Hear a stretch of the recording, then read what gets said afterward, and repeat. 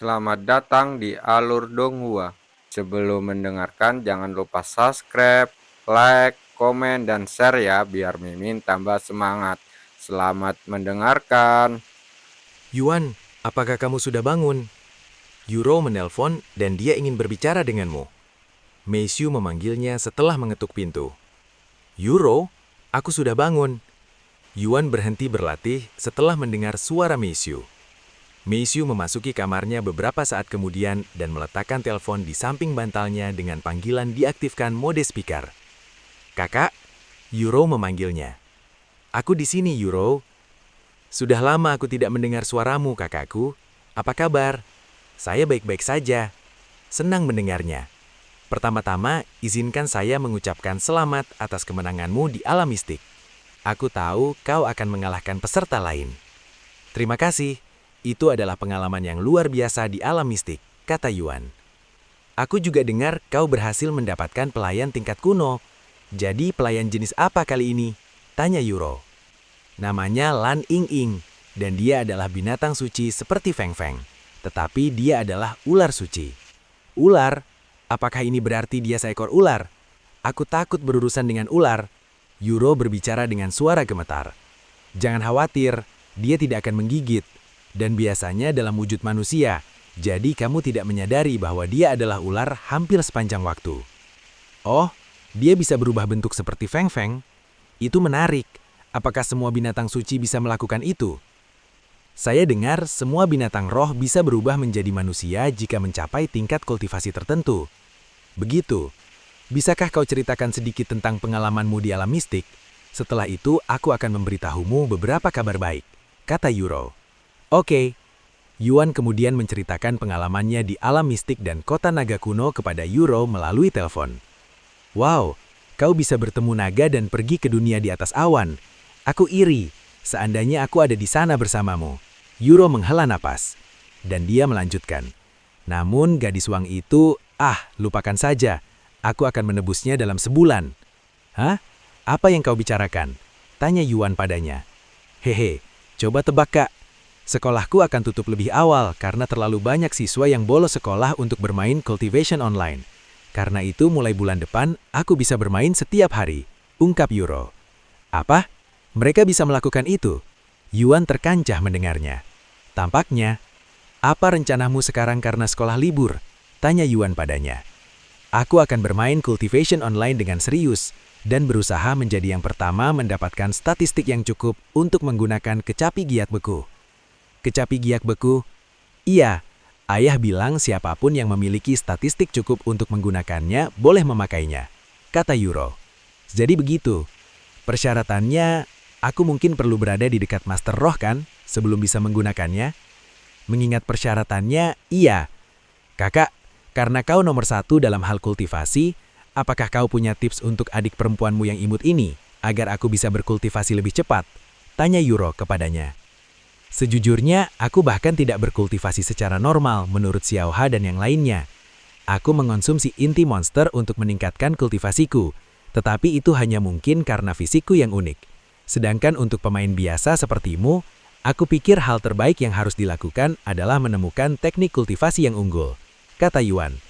Begitu, teknik kultivasi tingkat tinggi ya? Sepertinya aku harus membelinya dari rumah lalang atau semacamnya. Yuro menghela napas. Apa? Kau mau membelinya dari rumah lalang? Kenapa? Yuan langsung bertanya. Nah, disitulah banyak orang mendapatkan barang yang mereka inginkan. Tahukah kau seberapa sulitnya mendapatkan teknik dan harta karun dalam game itu? Mungkin kamu tidak menyadarinya karena kau diberkati oleh para dewa di game itu. Kami pemain biasa harus berkorban untuk mendapatkan teknik kultivasi biasa. Untungnya bagiku, aku punya sejumlah uang yang tersimpan. Jadi aku seharusnya bisa membeli teknik kultivasi yang layak. Yuro, jangan terburu-buru dan membuang-buang uangmu. Jika kau membutuhkan teknik kultivasi yang bagus, aku akan mencoba mencarikannya untukmu. Dan itu gratis, kata Yuan. Benarkah? Suara Yuro yang bersemangat langsung menggema. Iya, aku akan membantu Meisyu menemukan teknik kultivasinya setelah kuil naga. Saat itu, aku juga akan mencoba mencarikan satu untukmu. Terima kasih kakak. Muah. Yuro menciumnya melalui telepon. Baiklah, aku akan pergi sekarang. Karena sekolah akan tutup lebih awal, mereka akan memadatkan semua pelajaran menjadi satu. Artinya aku akan lebih sibuk dari biasanya. Sampai jumpa nanti, Kakak. Sampai jumpa juga, Meisyu. Yuro menutup telepon tak berapa lama. Setelah Yuro pergi, Yuan kembali berlatih kultivasi, sementara Meisyu masih terus menghabiskan waktunya di internet. Sementara itu, di dalam cultivation online, seorang wanita muda mengetuk pintu tempat tinggal Yuan dan dengan sabar menunggu dia keluar. Namun ketika tak ada satupun yang muncul bahkan setelah beberapa menit berlalu, wanita muda itu berbalik dan meninggalkan tempat pria itu, kembali ke rumahnya sendiri yang hanya berada di sebelah. Aku ingin mengucapkan selamat kepadanya karena meraih juara pertama di alam mistik. Tapi sayangnya, Minli menghela napas. Setelah beberapa waktu di dalam kamarnya sendiri, Minli menyadari slip giak komunikasinya bergetar. Seseorang mencoba mengirimkan pesan kepadanya. Dia mengaktifkan alat komunikasi berupa giak untuk mendengarkan pesan tersebut. Minli, orang tua kita telah memerintahkanmu untuk menemui murid Yuan dari kuil inti naga dan membuatnya bergabung dengan keluarga Min. Bahkan jika dia sudah menjadi anggota keluarga lain, lakukan apapun yang harus kau lakukan untuk membuatnya bergabung dengan kita. Minli terdiam setelah mendengar pesan tersebut, yang datang dari salah satu kakek laki-lakinya. Keluarga menugaskan dia untuk membuat murid Yuan bergabung dengan keluarga Min. Mereka pasti sudah mendengar tentang prestasinya di alam mistik. Sungguh merepotkan, desahnya. Pada hari kedua masa istirahat Yuan, Minli mencoba mengetuk pintunya lagi setelah usahanya yang gagal pada hari sebelumnya. Namun sayangnya tidak ada yang menjawab. Mungkinkah dia berada di pavilion naga? Dengan pemikiran itu, Minli pergi ke pavilion naga untuk mencarinya. Selamat pagi, Fairy Min. Fairy Min mau kemana hari ini? Dalam perjalanannya menuju pavilion naga, murid-murid lain akan mendekatinya dengan harapan mendapatkan sesuatu, apapun itu. Begitu dia tiba di pavilion naga, murid-murid di sana juga menghampirinya seolah-olah dia adalah seorang selebriti. Fairy Min, kau mau datang untuk makan malam hari ini? Aku yang traktir. Kenapa kau tidak ikut bersama kami, Fairy Min? Aku hanya ingin melihat-lihat saja, kata Minli, sambil berjalan-jalan mengelilingi pavilion naga, berharap melihat seseorang bermasker duduk di salah satu meja. Sayangnya dia tidak dapat menemukan murid Yuan dimanapun di pavilion naga. Jadi dia memutuskan untuk menyerah untuk hari itu dan kembali ke kamarnya sendiri untuk berlatih kultivasi. Namun, tak lama setelah memulai kultivasinya, Minli merasakan alat komunikasi gioknya bergetar lagi. Apakah kamu sudah berbicara dengan murid Yuan? Orang tua kita bilang mereka perlu kamu melaporkan perkembanganmu setiap hari. Tanya kakak laki-lakinya. Belum, dia sedang tidak ada di tempat. Jadi aku tidak bisa menemukannya, apalagi berbicara dengannya. Minli menyampaikan pesan ini kepada kakak laki-lakinya. Bahkan belum semenit kemudian, pesan lain tiba. Aku tidak mau mendengar alasan apapun. Setiap menit kau tidak berbicara dengannya adalah setiap menit yang kau berikan kepada pesaing kita. Orang tua kita sangat menginginkan murid Yuan. Kau tahu apa yang akan terjadi jika kau mengecewakan mereka, kan? Apa yang harus saya lakukan jika dia tidak ada di rumah dan saya tidak tahu di mana mencarinya? Tanya Minli. Kalau begitu, carilah seseorang yang melakukannya. Minli menghela nafas, lalu menghentikan latihannya untuk pergi keluar. Selain ketua sekte, siapa lagi yang mungkin tahu lokasi murid Yuan? Bukannya aku bisa begitu saja meminta audiensi dengan ketua sekte untuk menanyakan tentang murid Yuan? Minli menghela nafas lagi. Oh benar. Xuan Wuhan mungkin tahu sesuatu karena dia adalah cucu tetua Xuan. Oleh karena itu, Minli pergi mencari Xuan Wuhan di wilayah murid inti. Biasanya murid-murid pengadilan luar tidak dapat masuk ke pengadilan dalam, kecuali mereka sedang menjalankan misi. Tetapi mengingat latar belakang Minli, siapa yang berani menolak masuknya dia? Setelah sampai di tempat tinggal Xuan Wuhan, dia mengetuk pintu. Beberapa saat kemudian Xuan Wuhan keluar. Murid Min, apa yang kau lakukan di sini? Tanya Xuan Wuhan padanya. Maaf jika saya mengganggu, tetapi apakah Anda tahu di mana murid Yuan berada? Saya perlu berbicara dengannya tentang beberapa hal penting, kata Minli. Ada hal mendesak? Aku tidak tahu, tetapi aku bisa bertanya pada kakekku. Beri aku waktu sebentar, kata Xuan Wuhan sebelum mengeluarkan slip giok komunikasinya dan mengirim pesan kepada tetua Xuan. Semenit kemudian, tetua Xuan menjawab. Murid Yuan seharusnya sedang beristirahat di dalam tempat tinggalnya. Dia tidak meninggalkan sekte atau melakukan apapun sejak kita kembali dari alam mistik. Aku bisa mencoba mengiriminya pesan. Beberapa menit kemudian, tetua Xuan mengirim pesan lagi kepada Xuan Wuhan. Sayangnya murid Yuan tidak membalas. Mungkin dia sedang sibuk saat ini. Nah, ini dia, kata Xuan Wuhan. Begitu. Terima kasih atas bantuanmu, kata Min Li sebelum berbalik dengan lesu. Xuan Wuhan mengangkat alisnya setelah melihat suasana hatinya yang muram, dan dia bertanya, "Apa yang terjadi? Ada hal mendesak apa yang perlu kau urus? Apakah kamu mau memberitahuku?" "Ini hanya bisnis keluarga," kata Min Li. "Keluarga Min?" Setelah berpikir sejenak, Xuan Wuhan menyadari sesuatu. "Oh begitu. Keluargamu berusaha merekrut murid Yuan ke dalam keluargamu setelah apa yang terjadi di alam mistik ya? Aku sangat mengerti. Seorang pemuda berusia 18 tahun yang berhasil mencapai tingkat Master Soul. Aku juga menginginkannya untuk diriku sendiri jika aku adalah bagian dari 7 keluarga warisan. Kau tidak mengerti apa-apa murid Xuan, dan aku tidak bermaksud menyinggung. Aku telah ditugaskan oleh orang tuaku untuk merekrut murid Yuan. Dan jika aku tidak mencapai tujuan ini, mereka mungkin akan mengusirku dari keluarga, dan itu bukanlah hal yang paling aku khawatirkan. Menjadi bagian dari 7 keluarga warisan mungkin tampak menyenangkan dari luar, tetapi mereka tidak tahu betapa sulitnya perjuangan kami untuk mendapatkan pengakuan sekecil apapun dari keluarga kami sendiri.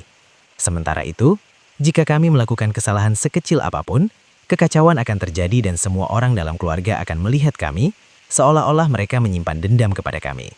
Kesempurnaan itulah yang membuat 7 keluarga warisan tetap berada di puncak. Xuan Wuhan terdiam setelah mendengar kata-kata Min Li. Ya, aku sangat ragu murid Yuan akan bergabung dengan salah satu dari 7 keluarga warisan. Jadi apa yang akan kau lakukan? Tanya Min Li. Bersiap untuk yang terburuk. Min Li mengangkat bahunya. Maksudku, jika kau menceritakan situasimu kepada murid Yuan, mungkin dia akan membantumu. Dia juga tipe orang seperti itu. Min Li menghela nafas ketika dia berkata, meskipun itu benar, aku tidak ingin memanfaatkan kebaikannya. Meskipun aku mungkin putus asa, aku tidak sampai sebegitu putus asanya. Aku hanya bisa mengucapkan semoga berhasil untukmu murid Min, kata Xuan Wuhan padanya. Terima kasih. Min Li menghilang dari istana dalam tak lama kemudian, dan dia kembali ke tempat tinggal Yuan. Setelah mengetuk pintunya lagi, Min Li kemudian duduk di depan pintu rumahnya. Sepertinya aku harus duduk di sini sampai dia kembali. Min Li menghela nafas dalam hati, sambil mulai berlatih di depan pintu rumah Yuan. Waktu berlalu dengan cepat, dan dalam sekejap mata 3 hari telah berlalu sejak alam mistik berakhir.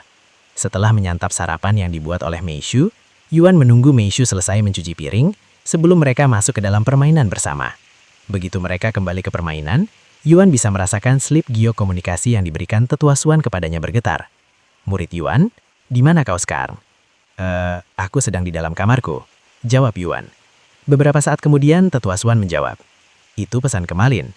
Aku rasa kamu sedang asyik berlatih kultivasi atau semacamnya, kata tetua Xuan. Apakah kamu mencariku? Tanya Yuan lagi. Bukan aku yang mencarimu, murid Min yang ingin berbicara denganmu, kata tetua Xuan kepadanya. Murid Min? Mengapa? Tidak tahu pasti, tapi sepertinya dia benar-benar perlu berbicara denganmu. Saya mengerti, saya akan berbicara dengannya. Oh benar, ketua sekte bilang untuk berkumpul di puncak siang ini untuk menerima hadiah kalian. Oke, saya akan datang. Beberapa saat kemudian Yuan berkata, aku tahu kita baru saja makan, tapi aku ingin makan lebih banyak lagi di Pavilion Naga, karena rasanya sudah seperti lama sekali sejak aku terakhir kali mencicipi makanan mereka. Mei Shu tidak mengatakan apa-apa, dan hanya mengangguk. Keduanya pun meninggalkan rumah tak lama kemudian, dan untuk kejutan mereka, ada seseorang yang duduk di depan pintu rumah mereka. Yuan mengangkat alisnya sambil berseru, Murid Min, apa yang kau lakukan? Mengapa kau duduk di situ? Min Li berhenti berlatih dan berbalik untuk melihat sosok bermasker dan seorang wanita muda cantik berdiri di belakangnya. Murid Yuan, gumamnya. Ya, kamu berada di dalam selama ini. Apakah kamu tidak mendengar ketukanku? Maaf, aku baru saja kembali. Yuan menggelengkan kepalanya. Lalu dia melanjutkan. Kuharap kau tidak menunggu terlalu lama. Tidak lama, hanya 2 hari, kata Min Li sambil berdiri. Pokoknya jangan khawatir. Bukan salahmu kalau aku tiba-tiba perlu bicara denganmu. Aku hanya senang karena aku tidak perlu menunggu seminggu untuk bicara denganmu. Apakah terjadi sesuatu? Tanya Yuan kemudian. Min Li mengangguk dan berkata, ini tentang keluargaku, tapi mari kita bicara di tempat yang lebih pribadi jika kamu tidak keberatan.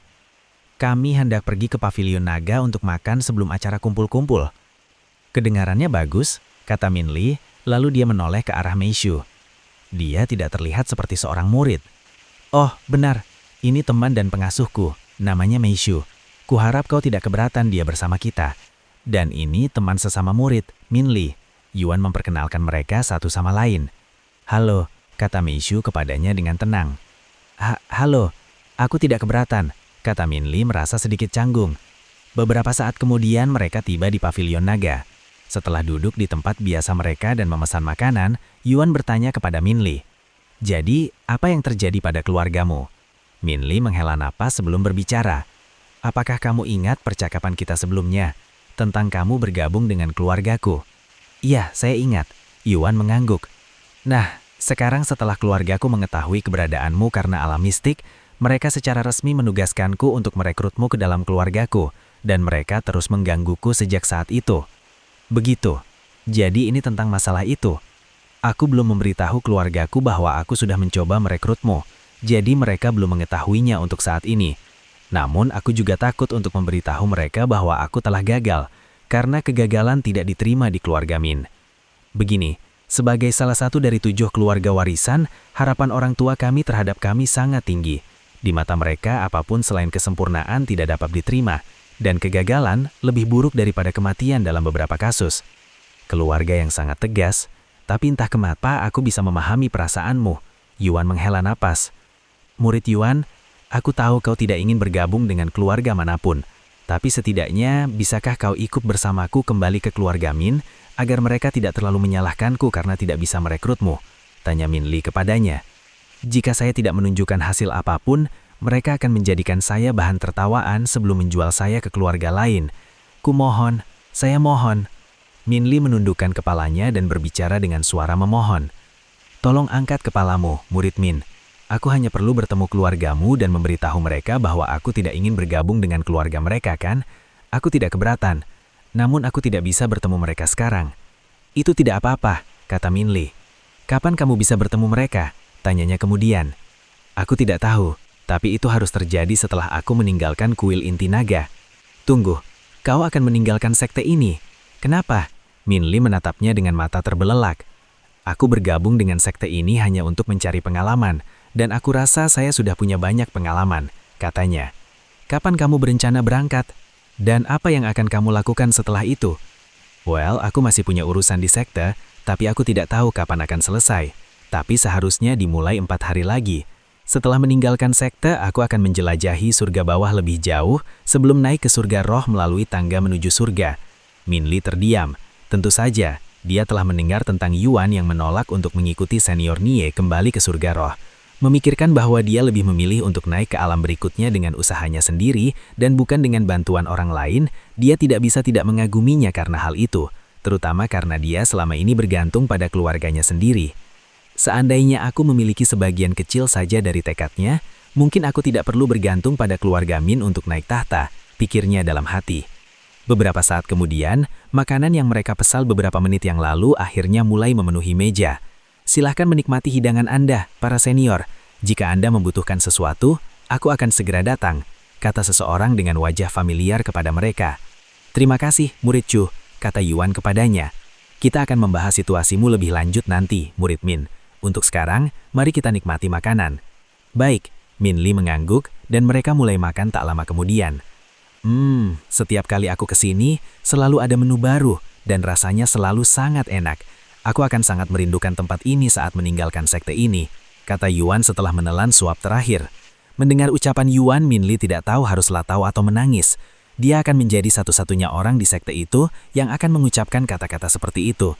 Di akhir perkamian mereka, tepat saat mereka hendak pergi, selip yati komunikasi Min Li tiba-tiba bergetar. Min Li berharap menerima pesan dari kakak laki-lakinya, tapi dengan mengejutkan justru ayahnya yang mengirim pesan kepadanya. Bagaimana perkembangan perekrutan murid Yuan? Kita telah menerima informasi bahwa keluarga lain telah mengirim orang ke kuil inti naga untuk merekrutnya. Kita tidak bisa membuang waktu lebih lama. Salam ayah terhormat, saya baru saja berbicara dengan murid Yuan, dan beliau telah setuju untuk datang ke keluarga Min untuk sebuah pertemuan. Sesaat kemudian, ayahnya menjawab, hanya pertemuan. Misimu adalah merekrut murid Yuan ke dalam keluarga kita. Kita tidak membutuhkan yang kurang dari itu. Min Li, kamu saat ini adalah yang paling kurang berprestasi di keluarga ini, dan kami telah memberikan kamu kesempatan ini untuk menebus dirimu. Lakukan apa saja yang harus kamu lakukan untuk mendapatkannya, bahkan jika kamu harus menggunakan tubuhmu. Minli menggigit bibirnya setelah mendengar kata-kata ayahnya yang pada dasarnya menyuruhnya mengorbankan tubuhnya untuk memastikan Yuan. Meskipun dia pernah menawarkan hal yang sama kepada Yuan sebelumnya, tetap saja terasa pahit mendengarnya dari orang tuanya sendiri. Jika kamu bahkan tidak bisa menyelesaikan tugas sesederhana ini, maka kamu tidak berguna bagi kami. Lebih baik kami berikan saja kamu ke keluarga lain. Setidaknya kamu akan berguna saat itu. Saya mengerti, ayah terhormat. Saya akan berbicara lagi dengan murid Yuan, kata Minli sebelum mengirim pesan kembali. Lalu dia menatap Yuan yang duduk di sampingnya dengan raut wajah murung, sepertinya dia telah mendengar semuanya barusan. Dan kukira aku punya orang tua terburuk di dunia. Gumam Yuan dengan suara tak percaya. Apa yang harus kulakukan sekarang, murid Yuan? Orang tuaku tidak akan menerima apapun selain kau bergabung dengan keluarga, desahnya. Yah, segala kesempatan bagiku untuk bergabung dengan keluargamu telah sirna. Aku tidak bermaksud menyinggungmu, kata Yuan padanya. Aku tidak menyalahkanmu. Sial, aku akan meninggalkan keluarga ini jika aku bisa. Tetapi sayangnya, aku rasa aku tidak memiliki kemampuan untuk naik ke surga roh tanpa bantuan mereka. Minli menghela napas. Itu omong kosong, seru Yuan tiba-tiba. Dan dia melanjutkan, kau tidak akan tahu itu kecuali kau mencobanya. Terima kasih murid Yuan, kata Ninli dengan senyum getir di wajahnya. Tiba-tiba, gulungan geokomunikasi milik Minli bergetar lagi. Namun, dia bukan satu-satunya, karena hal itu terjadi pada setiap murid di sekte tersebut saat ini. Semua murid di sekte akan berkumpul di puncak dalam 30 menit. Jangan sampai terlambat, suara Long Yijun bergema dari gulungan giok. Mari kita lanjutkan pembicaraan ini nanti, kata Yuan padanya. Oke, dia mengangguk. Beberapa saat kemudian, Yuan mengenakan topengnya dan meninggalkan pavilion naga bersama Minli dan Meixu. Tentu saja, karena ketua sekte memerintahkan semua murid untuk hadir dalam pertemuan tersebut. Ini termasuk murid-murid yang bekerja di pavilion naga, yang berarti mereka harus menutup tempat itu untuk sementara waktu. Bahkan, setiap bangunan di kuil esensi naga harus menutup pintunya sementara untuk pertemuan ini. Setengah jam kemudian, puluhan ribu murid berkumpul di puncak tertinggi. Terima kasih semuanya telah hadir. Meskipun kita sudah mengadakan pertemuan 3 hari yang lalu, itu dilakukan tanpa peserta yang berpartisipasi dalam alam mistik. Hari ini, kita akan mengadakan pertemuan lagi untuk menghormati ketiga peserta yang membantu kuil esensi naga kita meraih juara pertama. Murid inti Gao, murid inti She, dan yang terakhir namun tak kalah penting, murid Yuan, silahkan naik ke panggung. Long Yijun memanggil mereka. Beberapa saat kemudian, terlihat 3 orang berjalan ke atas panggung sebelum berdiri berdampingan dalam satu baris. Yang pertama adalah Gao Dongya, seorang pemuda tampan yang terkenal karena bakat kultivasinya yang luar biasa. Yang kedua adalah She Jie, seorang gadis cantik yang sedang naik daun dan juga terkenal karena bakatnya. Orang ketiga adalah Yuan, yang masih mengenakan topengnya. Adapun pakaiannya, dia telah berganti kembali ke seragam murid pengadilan dalam. Mengapa dia memakai topeng? Para murid bingung dengan topeng di wajah Yuan. Di tengah keramaian orang banyak, wajar jika Yuan mengenakan topengnya. Lagi pula, mungkin ada pemain lain di antara kerumunan besar murid ini, dan akan menjadi bencana jika dia memperlihatkan wajahnya yang berpotensi mengungkap identitasnya di masa depan. Hari ini, kuil inti naga akan memberikan penghargaan kepada ketiga pahlawan muda ini atas prestasi mereka di alam mistik. Murid inti Gao dan murid inti She, majulah, kata Long Yijun kepada mereka. Gao Dongya dan She Jie dengan cepat melangkah maju. Long Yijun kemudian berdiri di depan mereka dan memberikan lencana emas kepada masing-masing dari mereka. Kuil inti naga memberikan lencana naga emas kepada murid inti Gao dan murid inti She atas kontribusi mereka di alam mistik. Terima kasih ketua sekta. Baik Gao Dongya maupun She Jie menerima lencana tersebut. Namun, senyum di wajah mereka tampak kaku, seolah-olah mereka memaksakan diri untuk tersenyum. Lagi pula, tak satu pun dari mereka percaya bahwa mereka pantas mendapatkan imbalan apapun, karena mereka hampir tidak melakukan apapun di alam mistik. Namun, karena mereka berada di hadapan begitu banyak orang dan ketua sekta, mustahil bagi mereka untuk menolak lencana naga emas, jadi mereka menerimanya dengan senyum pahit di wajah mereka. Dalam benak mereka, lencana naga emas yang merupakan salah satu penghargaan paling terhormat di kuil esensi naga, hanyalah piala partisipasi bagi mereka. Setelah menerima lencana naga emas mereka, Gao Dongya dan She Jie mundur. Murid Yuan, maju. Long Yijun memanggilnya maju. Sesaat kemudian, Long Yijun berdiri di depannya dan menunjukkan sebuah lencana yang tampak berbeda dari lencana yang diterima Gao Dongya dan Xie Jie. Kuil Esensi Naga menganugerahi murid Yuan atas kontribusinya yang besar di alam mistik. Penghargaan tertinggi yang hanya pernah diberikan 2 kali sejak berdirinya sekte ini, yaitu medali naga obsidian, menjadikannya orang ketiga yang pernah memperolehnya dalam sejarah sekte ini. Selama kau memiliki medali ini, statusmu di dalam sekte setara dengan seorang pemimpin sekte, dan para murid harus menghormati dan memperlakukanmu seperti itu. Lebih jauh lagi, ini tetap berlaku meskipun suatu hari kau memutuskan untuk meninggalkan sekte, asalkan kau tidak mengkhianati kami. Long Yijun menyerahkan sebuah medali hitam berbentuk naga kepada Yuan. Dibandingkan dengan lencana yang diperoleh 2 orang lainnya, lencana Yuan terbuat dari bahan seperti jiok dan berbentuk naga, sedangkan lencana mereka hanyalah medali emas biasa dengan ukiran kata-kata. Terima kasih Ketua Sekte. Yuan menerima lencana itu dengan senyum celah di wajahnya. Meskipun telah meraih banyak piala sepanjang hidupnya, ia selalu berasa senang menerima penghargaan atas kerja kerasnya, karena itu berarti usahanya bermanfaat bagi seseorang dan tidak sia-sia. Murid-murid, berikan tepuk tangan meriah untuk ketiga pahlawan muda ini. Long Yijun menoleh ke arah hadirin dan berkata dengan lantang. Puncak summit langsung dipenuhi sorak-sorai dan tepuk tangan, dan sorak-sorai itu tidak berhenti hingga beberapa menit kemudian. Setelah kebisingan mereda, Long Yijun memberikan pidato singkat tentang para peserta dan alam mistik sebelum membubarkan semua orang kecuali para peserta. Aku punya hadiah lebih untuk kalian bertiga. Ikutlah denganku ke balai perbendaharaan, kata Long Yijun kepada mereka. Beri aku waktu sebentar Ketua Sekte, kata Yuan kepadanya sebelum pergi ke tempat Minli dan Meishu menunggu. Kalian berdua bisa pulang dulu, aku akan kembali setelah selesai berurusan dengan Ketua Sekte. Baiklah, mereka berdua mengangguk dan meninggalkan tempat itu bersama-sama. Beberapa saat kemudian, Yuan dan 2 peserta lainnya mengikuti Long Yijun ke aula perbendaharaan. Kalian berdua bisa memilih harta karun apapun yang kalian inginkan dari balai perbendaharaan. Murid Yuan, kau bisa memilih 2 karena kontribusimu, kata Long Yijun kepada mereka. Namun, Gao Dongya tiba-tiba membuka mulutnya dan berkata, Pemimpin sekte, saya tidak dapat menerima hadiah ini. Oh, Long Yijun mengangkat alisnya. Sejujurnya aku benci mengakuinya, kami tidak melakukan apapun untuk berkontribusi pada hasil alam mistik. Itu semua karena murid Yuan. Bahkan sebelum kami mencapai pagoda mistik, kami diusir, hampir tidak mendapatkan poin apapun. Jika bukan karena murid Yuan, aku bahkan tidak bisa membayangkan seperti apa kuil inti naga sekarang. Aku bahkan tidak pantas mendapatkan hadiah terakhir, apalagi yang ini. Gao Dongya menjelaskan alasannya tidak menerima hadiah ini. Dikeluarkan? Oh, aku lupa tentang mereka. Maaf. Yuan tiba-tiba menyadari bahwa dia secara tidak sengaja telah mengeluarkan rekan satu timnya sendiri ketika dia memerintahkan alam mistik untuk mengeluarkan semua peserta. Dan dia meminta maaf kepada mereka dalam hati. Saya setuju dengan murid Gao Ketua Sekte. Saya tidak akan bisa menerima hadiah ini. Jika saya bisa, saya bahkan akan mengembalikan hadiah terakhir, kata Xie Jie kepadanya. Ketua Sekte menatap mereka dengan ekspresi tenang. Setelah hening sejenak, dia mengangguk. Baiklah. Dan tidak perlu merasa bersalah karena menerima hadiah pertama. Bukan salahmu kau diusir dari alam mistik. Itu adalah fenomena tak terduga yang tak seorang pun dari kita duga. Lalu dia lanjutkan. Karena kalian tidak akan memilih harta karun di balai perbendaharaan, aku akan memberi kalian beberapa batu roh untuk kalian gunakan dalam kultivasi sebagai gantinya. Terima kasih Ketua Sekte. Gao Dongya dan Xie Jie membungkuk pada Long Yijun sebelum meninggalkan tempat kejadian. Memang orang yang terhormat murid Gao. Aku benar-benar tidak menyangka hal itu darimu, kata Xie Jie kepadanya. Gao Dongya hanya mendengus mendengar kata-katanya sebelum berpisah darinya. Sementara itu, kembali ke balai perbendaharaan, Long Yijun membawa Yuan ke ruang penyimpanan tempat mereka menyimpan sebagian besar harta berharga. Silahkan, pilih 2 mana saja yang kau mau.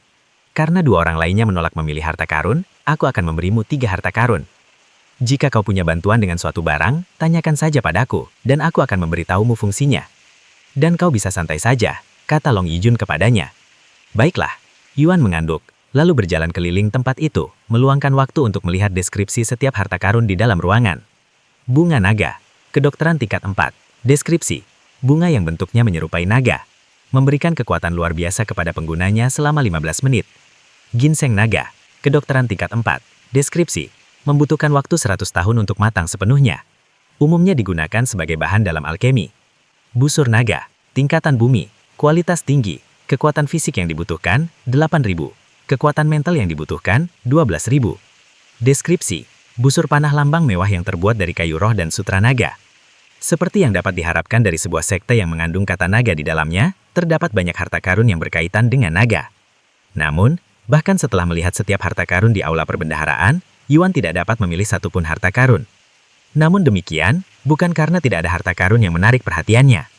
Faktanya, terlalu banyak pilihan dan dia tidak bisa memilih satu atau dua dari ribuan harta karun yang ada. Aku sudah punya cukup harta, dan tak satu pun dari harta di sini yang lebih baik dari yang sudah kumiliki. Aku harus memilih harta ini dengan mempertimbangkan Meishu dan Euro, karena mereka tidak punya banyak. Yuan pikir dalam hati.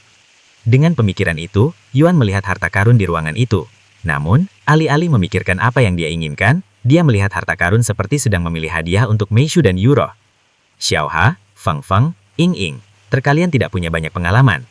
Yuan memutuskan untuk meminta bantuan para ahli. Mereka tidak hanya lebih berpengalaman darinya dalam hal harta karun, tetapi mereka juga perempuan.